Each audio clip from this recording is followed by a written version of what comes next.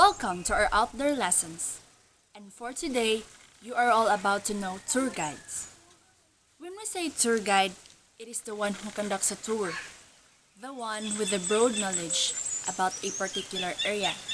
And most importantly, it is the one who is licensed by the local government as well as accredited by the Department of Tourism to guide tourists, such as the foreign tourists or the locals. And we have five types of guides. First, we have the urban guide. It is the one who is their only pleasure is to tell a story of a city or a region. Second, we have the government guides. It is a state, local, or national government employees to guide us about the important history, cultural, or politics, and scenic facilities to visitors. Third, we have the driver guide.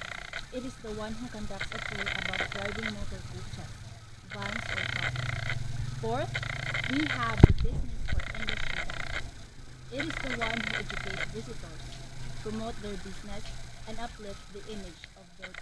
And lastly, we have the adventure guide. It is the one who conducts a tour about adventure, such as mountain trekking or wall climbing.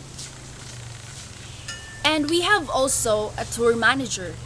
It is the one who administers and regulates a tour. It is also responsible for the smooth operation in a tour. And most importantly, it is the one who makes sure that the tourists will get what they pay for and the itinerary is being followed. We have also the interpreter. It is the one who practices the art of explanation, the one who practices different languages. And we have also the escort interpreters. It is the one who escorts or accompany a foreign tourist who is officially invited by the government. And lastly, we have the docent or the volunteer guides, which is composed of the specialist guide, linguist guide, freelance guide, and indigenous guide. Classification of travelers. There are classification of travelers, namely explorers, elite travelers, offbeat tourists, unusual tourists, incipient mass tourists, and lastly, the charter travelers.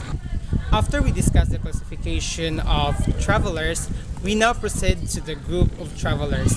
First up is the student groups.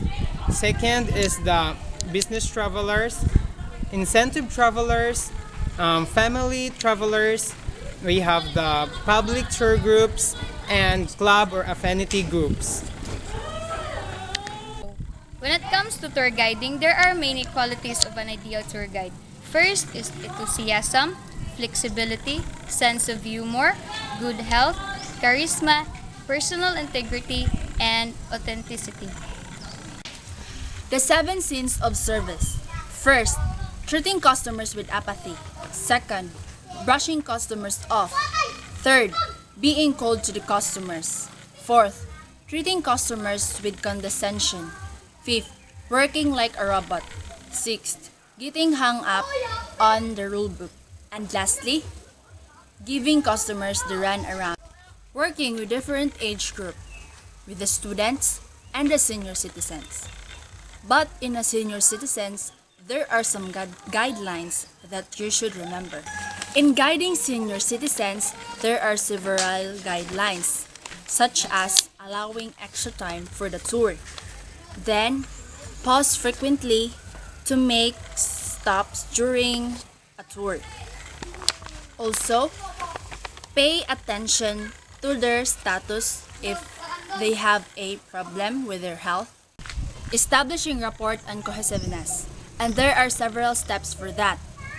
First, be prepared. Then, adopt an attitude of friendliness. Respect others. Give clear instructions. Avoid playing favorites. And lastly, exemplify the desired behavior. The first question we have asking, what exactly is the guest complaint? And second question, is the guest complaint valid?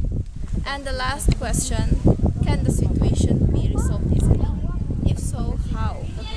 When dealing with difficult questions, we have the questions that the tourists have no answer.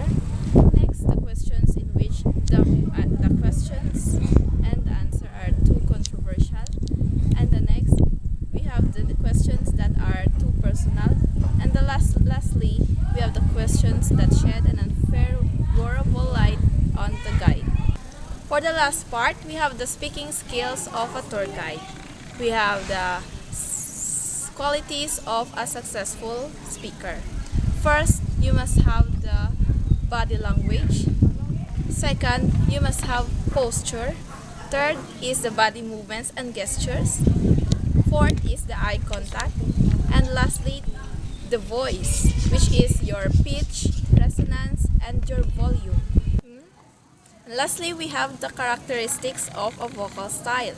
First is your intonation. Second is your articulation. Third is your vocabulary.